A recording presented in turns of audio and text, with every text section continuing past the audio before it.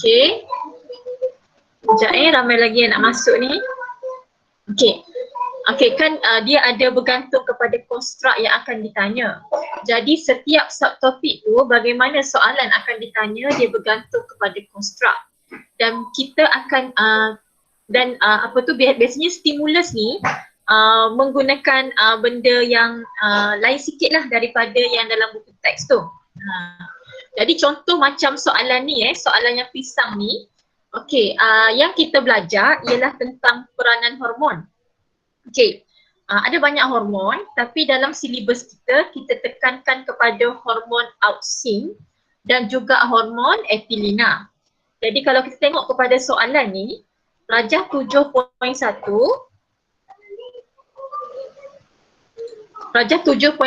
menunjukkan pisang dalam dua situasi yang berbeza, iaitu situasi X dan situasi Y.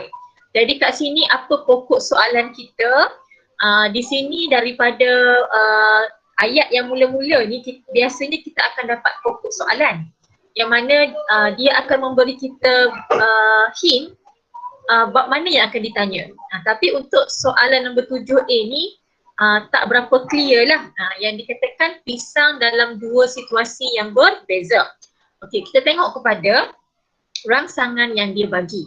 So rangsangan ni dia sangat penting sebab kalau tak ada, biasanya kalau tutup rangsangan ni kamu tak akan dapat jawab soalan Okey, contoh macam situasi X, kita nampak ada pisang matang diletakkan di atas meja.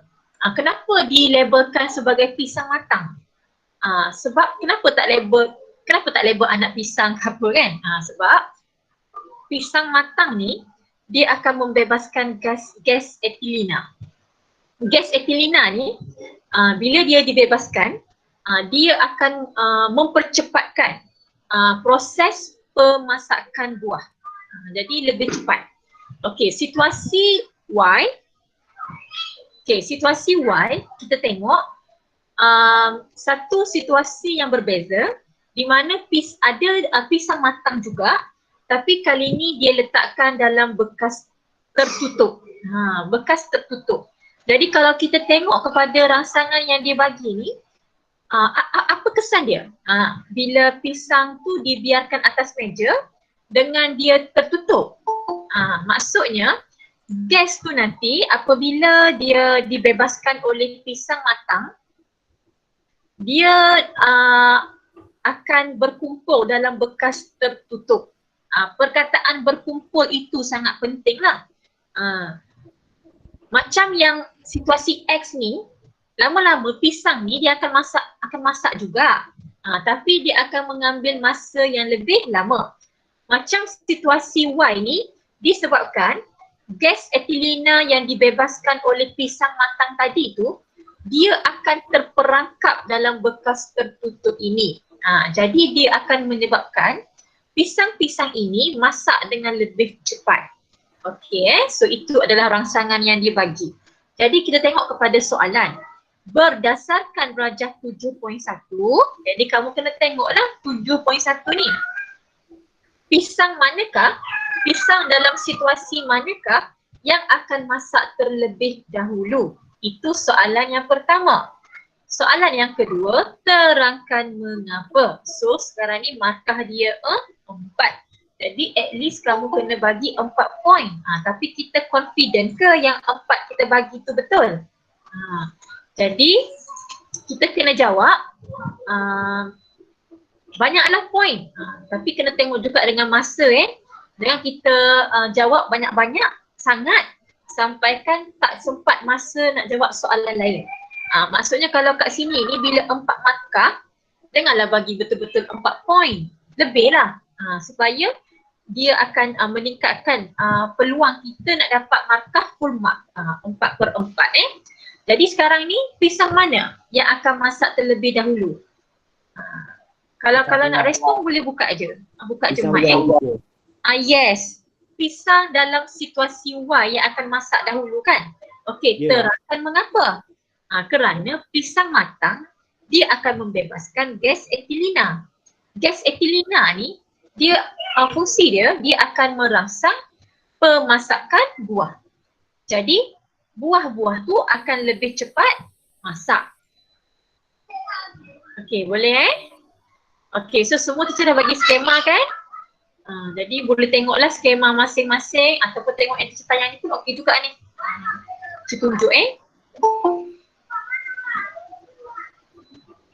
Okey, pisang situasi Y akan masak dahulu. Pisang matang akan membebaskan gas etilena. Jadi bila kamu setiap point tu, setiap ayat, noktah. Jangan kamu buat ayat panjang-panjang. Koma, dan. Jangan. Pisang situasi Y akan masak dahulu, noktah. Pisang matang akan membebaskan gas etilena, noktah. Gas etilena yang terbebas akan terperangkap dalam bekas, noktah. Bekas yang tertutup kan. Okey, noktah. Gas etilena akan merangsang pemasakan buah, noktah. Pemasakan buah pisang akan lebih cepat. Kenapa teacher tak bagi kamu buat ayat panjang-panjang, koma, dan semua tu? Sebab teacher takut kamu salah pilih. Katakanlah kamu cakap pisang situasi X akan masak dahulu kan? Okey. Tapi katalah macam ni, pisang situasi X akan masak dahulu kerana pisang matang, macam mana cakap kerana gas etilena yang terperangkap akan mempercepatkan pemasakan buah, noktah. Jadi kamu akan salah lah. Salah. P1 memang tak dapat, P3 tak dapat, P4 pun tak dapat. Tapi kalau kamu noktah, contoh pisang situasi X masak dahulu kan, noktah. Pisang matang membebaskan gas etilena. Kamu masih lagi akan dapat untuk P2. Sebab tu teacher kata, noktah itu penting. Jangan buat ayat panjang, satu ayat sampai 5 baris. Jangan. Sebab kita takut nanti akan ada yang missing point. Tapi kena make sure lengkaplah ayat tu. Yang mana kita nampak kesinambungan dia. Boleh Okay. Kalau nak tanya, respon je buka je mic. Ada yang kat dapur, ada yang kat bilik, ada yang ada kat pantai. Ni siapa dekat bilik ni? Tak nampak tuan ni. Nampak ada rak-rak buku. Okey. Ya. Okey, jadi kita pergi kepada soalan 7B Soalan 7B. Okey. Saya minta maaf bising anak teacher. Okey, pisang telah diubah suai secara genetik melalui kejuruteraan genetik dan dikenali sebagai organisma yang diubah suai genetik GMO. Berikan kebaikan dan keburukan pisang GMO. Okey, jadi kat sini dia dah bagi hint dah bagi tahu dah GMO tu apa. Maksudnya pisang ni kita boleh jadikan dia sebagai organisma GMO lah, yang mana kita ubah suai genetik dia. Biasanya kenapa kita buat GMO ni? Sebab kita nak buah tu tahan lebih lama, buah tu lebih besar, lebih berkhasiat, apa lagi? Mempunyai daya rintangan yang tinggi terhadap penyakit, terhadap iklim. Tapi tapi ada juga keburukan pisang GMO ni, yang mana nanti kita tak tahu apa mudarat ataupun bahaya daripada makan pisang GMO ni dalam jangka masa yang lama. Kadang-kadang efek tu dia tak terus nampak, tak terus dialami, tapi mungkin dalam tempoh beberapa tahun akan ada keburukan ataupun kita kata kesan buruk lah. Contoh dia boleh membahayakan kesihatan kan. Okey, lepas tu apa lagi keburukan dia?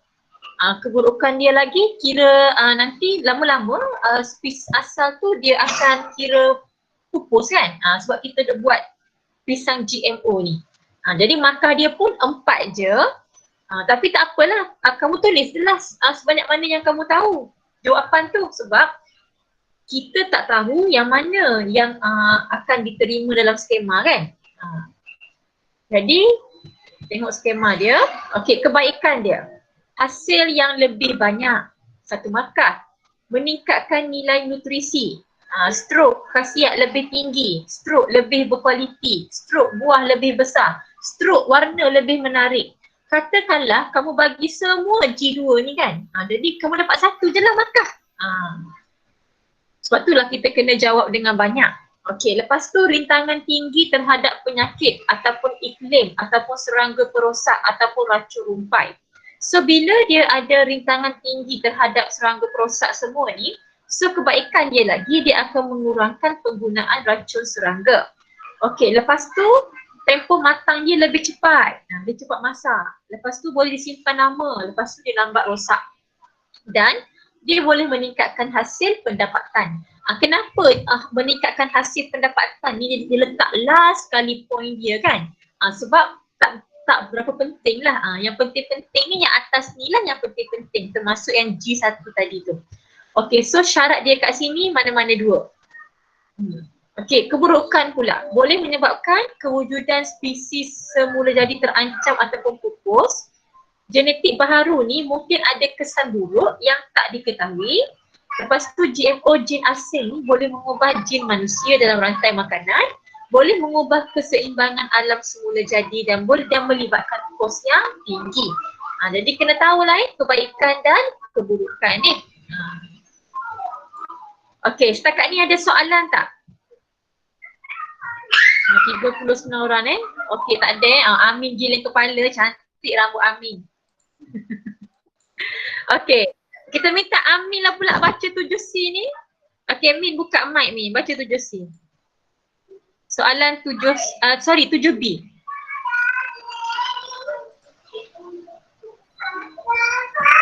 Rajah 7.2 menunjukkan anak benih diletakkan dengan hujung pucuk dan hujung akarnya secara mengufuk dalam gelap. Berikan kesamaan dan perbezaan gerak balas hujung pucuk dan hujung akar terhadap graviti. Okey. Terima kasih Min. Okey, jadi kat sini apa maksud mengufuk tu? Mendatar, diletakkan mendatar atas apa atas tanah lah biasanya kan. Okey, so kat sini ini hujung pucuk, ini hujung akar. Okey, so dia soalan dia berikan. Okey, berikan persamaan dan perbezaan. Jadi kadang-kadang soalan tu dia boleh ubah kepada banding dan bezakan gerak balas hujung pucuk dan hujung akar terhadap graviti. Jadi kita fahamlah dia nak persamaan dan perbezaan ataupun dia guna bandingkan. Bandingkan gerak balas hujung pucuk dan hujung akar. So masih lagi membawa maksud dia nak persamaan dan perbezaan. So sekarang kat sini 6 markah tapi tidak semestinya 3 markah persamaan, 3 markah perbezaan. Tidak. Itu bergantung kepada skema lah yang mana memang kita takkan tahu. Jadi bagi je lah, tulis je lah apa yang kamu tahu. Jadi untuk kat sini, cuba tengok terhadap gravity. Dia tanya untuk gravity. Sebab itulah kita kena faham soalan betul-betul. Kena jawab, kena baca 2-3 kali. Sebab ada antara kamu masa trial baru ni tulis pasal cahaya. Sebab sekarang ni dia tak melibatkan cahaya. Tapi dia melibatkan gravity. Sebab itulah dia buat dalam keadaan gelap. Sebab dia tak nak dipengaruhi oleh cahaya. Jadi kat sini konsep yang kamu kena tahu berkenaan dengan auxin. Sebab hujung pucuk dengan hujung akar ni dia akan menghasilkan auxin. Auxin ni dia akan merangsang pembahagian sel. Lagi dia akan merangsang pemanjangan sel. Tetapi merangsang pemanjangan sel berbeza untuk hujung pucuk dengan hujung akar apabila kepekatan auxin tu tinggi. Contoh, kalau untuk hujung pucuk, kalau auxin tu tinggi, dia akan merangsang pemanjangan sel. Tetapi untuk hujung akar, apabila kepekatan auxin tinggi, dia akan merencat pemanjangan sel. Okey, sorry kita tak dapat nak tulis sebab ni Google Meet kalau iPad dia boleh tulis kot. Okey, jadi kat sini bila kita letakkan anak benih ni secara mengufuk dalam gelap, tarikan graviti tu dia akan menarik auksin ni supaya berkumpul di bahagian bawah. So sekarang ni kita ada bahagian bawah, bahagian atas. Bahagian bawah, bahagian atas. Jadi untuk hujung pucuk dengan hujung akar ni, auksin tu dia akan berkumpul di bahagian bawah. Jadi kat situ kepekatan auksin tinggi. Tetapi apa macam yang teacher cakap tadi tu kan, kalau untuk hujung pucuk, apabila kepekatan auksin tinggi pada hujung pucuk, dia akan merangsang pemanjangan sel. Jadi bahagian bawah ni pemanjangan sel tu akan lebih berbanding dengan bahagian atas. So dia akan menyebabkan pucuk ni akan tumbuh ke atas. Bukan sebab cahaya Manakala untuk hujung akar, bila kepekatan auksin di bahagian bawah lebih tinggi berbanding bahagian atas, dia akan merencat pemanjangan sel untuk bahagian bawah ni. Jadi pemanjangan sel di bahagian atas hujung akar ni lebih cepat berbanding di bahagian bawah. Jadi ini menyebabkan akar tu dia akan tumbuh ke bawah. Nampak ada kan perbezaan dia tu kan? Jadi hujung pucuk ni dia geotropism negatif sebab dia menjauhi tarikan graviti. Tetapi kalau hujung akar ni dia geotropism positif. Okey, boleh Okey, so kita nak tengok apa persamaan, apa perbezaan.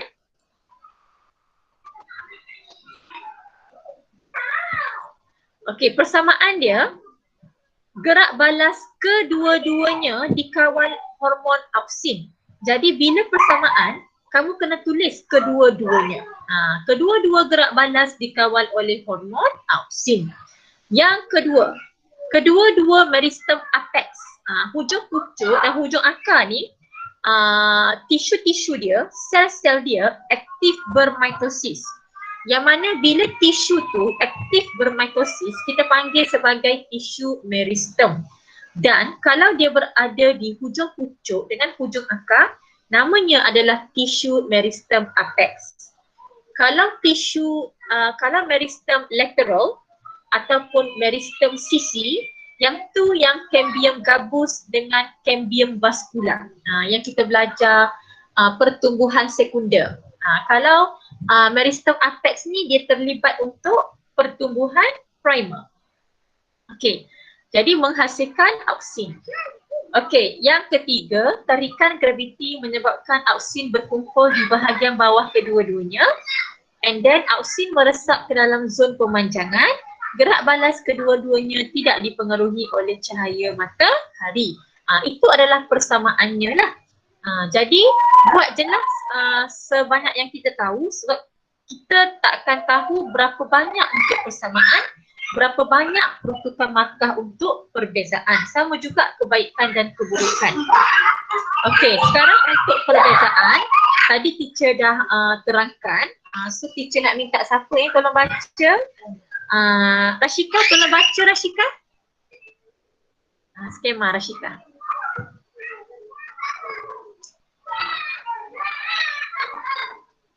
Baca yang tadi. Baca perbezaan. Gerak balas pucuk, geotropism negatif. Kalau gerak balas akar, geotropism positif. Lepas tu hujung pucuk tumbuh menjauhi arah tarikan graviti. Kalau gerak balas akar, hujung akar tumbuh ke arah tarikan graviti. Kalau gerak balas pucuk, kepekatan auksin yang tinggi merangsang pemanjangan sel. Manakala gerak balas akar, kepekatan auksin yang tinggi merencat pemanjangan sel. Gerak balas pucuk, sel bahagian bawah hujung pucuk lebih cepat memanjang. Gerak balas akar, sel bahagian atas hujung akar lebih cepat memanjang. Gerak balas pucuk, pucuk membengkok atau tumbuh ke atas. Manakala akar membengkok atau tumbuh ke bawah. Okey, thank you Rashika. Okey, jelas tak? Jelas tak untuk soalan yang ni?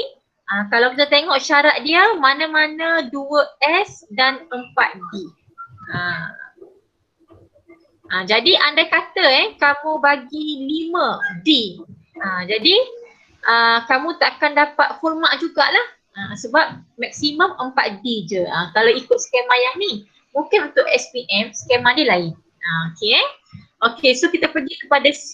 C ni dia dah pernah keluar dah soalan SPM tahun lepas tak silap teacher Jadi tengok soalan 7C. Markah dia 6. Okey, Rajah 7.3 menunjukkan struktur ovule satu bunga. Terangkan apa yang akan berlaku apabila tube X sampai ke ovule. Okey, jadi tube X ni merujuk kepada tube debunga. Okey, Y ni dia adalah nukleus tube. Kenapa dia nukleus tube? Sebab dia duduk kat depan kan. Sebab pertumbuhan tube X ni, tube debunga ni, dia akan dikawal oleh nukleus tube. Okey, kemudian tengok Z. Z ni ada dua kat belakang. So ini adalah gamet jantan. Okey, jadi kat sini terangkan apa yang akan berlaku bila tube X sampai ke ovule. Gambar ni sebenarnya telah banyak bantu kamu ni. Kalau kamu tengok kat sini, dia masuk ikut liang kan. Liang ni namanya micropyle. Jadi kat sini nak membolehkan Z ni masuk, mestilah hujung tiub debunga ni pecah dulu. Hujung tiub debunga pecah. Lepas tu Y ataupun nukleus tiub ni dia perlulah terurai. Membolehkan gamet jantan iaitu Z ni masuk ke dalam ovule. Okey, jadi kat sini akan berlaku persenyawaan ganda dua. Kenapa ganda dua? Kerana proses persenyawaan tu dia berlaku dua kali. Kenapa dua kali? Sebab ada dua gamet jantan yang haploid. Okey, satu gamet jantan Z ni dia akan bersenyawa dengan sel telur. Dia akan membentuk zygote diploid. And then zygote diploid tu dia akan berkembang menjadi embrio. Manakala satu lagi Z iaitu gamet jantan, dia akan bersenyawa dengan nukleus dengan dua nukleus kutub, kena sebut dua dia akan membentuk nukleus triploid. Kenapa triploid? Sebab ada tiga nukleus kan. Satu gamet jantan dan dua nukleus kutub. So membentuk nukleus triploid. Kemudian dia akan berkembang menjadi tisu endosperma. Itulah jawapan dia. So teacher nak minta siapa tolong baca. Okey, Mirza tolong baca Mirza skema.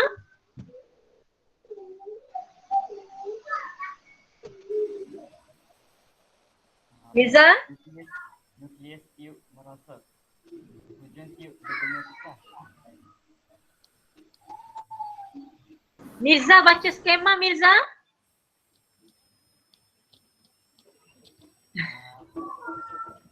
Dia baca dah, teacher tak dengar. Oh, baca dah. Okey, baca dah, tak apalah Mirza. Okey, boleh? Samalah, semua dah tadi merosot, pecah. Okey, apa yang berlaku pada sel antipoda dengan sel synergik akan merosot. Okey, lepas tu ovule berkembang menjadi biji benih, integumen berkembang menjadi testa dan ovari akan menjadi buah.